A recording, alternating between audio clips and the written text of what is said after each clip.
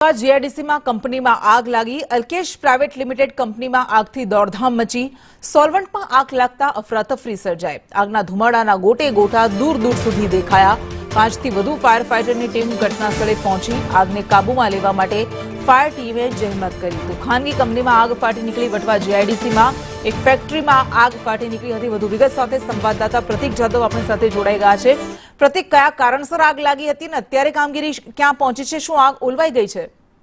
કૃષ્ણા, હજુ સુધી આગ ઓલવાઈ નથી, કારણ કે આગ ખૂબ જ વિકરાળ છે અને આ જે ઘટના છે તે વટવા જીઆઈડીસી ફેઝ 1 ની છે, કે જ્યાં આગળ એક ખાનગી કંપની છે અને આ કંપનીમાં કેમિકલ બનાવવાનું કામ કરવામાં આવે છે અને અગમ્ય કારણસર આગ લાગી હતી અને આગ એટલી વિકરાળ હતી કે તેને પ્રાથમિક ધોરણે કાબૂમાં લેવી ખૂબ જ મુશ્કેલ હતી અને આ જ કારણથી અગાઉ જ્યારે 5 ફાયર બ્રિગેડ ઘટના સ્થળે હતી ત્યારે તેમનાથી આગ કાબૂમાં નહોતી લેવાઈ અને આ જ કારણથી હવે ફાયર વિભાગના ઉચ્ચ અધિકારીઓ ઘટના સ્થળે પહોંચ્યા છે અને 12 થી વધુ ફાયર બ્રિગેડ તેમજ અદ્યતન ટેકનોલોજીનો ઉપયોગ કરીને આગને કાબૂમાં લેવાના પ્રયાસ કરવામાં આવી રહ્યા છે। સાથે જ આગ ખૂબ જ વિકરાળ છે, જેના કારણે આજુબાજુની ફેક્ટરીઓ પણ અસરગ્રસ્ત થઈ છે, જેથી કરીને આજુબાજુની ફેક્ટરીઓમાંથી પણ કામદારોને બહાર કાઢવામાં આવ્યા છે, જેથી કરી કોઈ જાનહાનિ ન સર્જાય। સૌથી મોટી વાત એ છે કે આ ઘટનામાં કોઈ જાનહાનિ નથી થઈ, પરંતુ આગ લાગી છે જેના કારણે કંપનીમાં ખૂબ મોટું નુકસાન થયું હોવાની પણ ભીતિ સેવાઈ રહી છે। જોકે હાલ તો પ્રાથમિક ધોરણે ફાયર બ્રિગેડ દ્વારા આગને કાબૂમાં લેવાના પ્રયાસ કરવામાં આવી રહ્યા છે અને આગ કાબૂમાં લીધા બાદ આગ કયા કારણોસર લાગી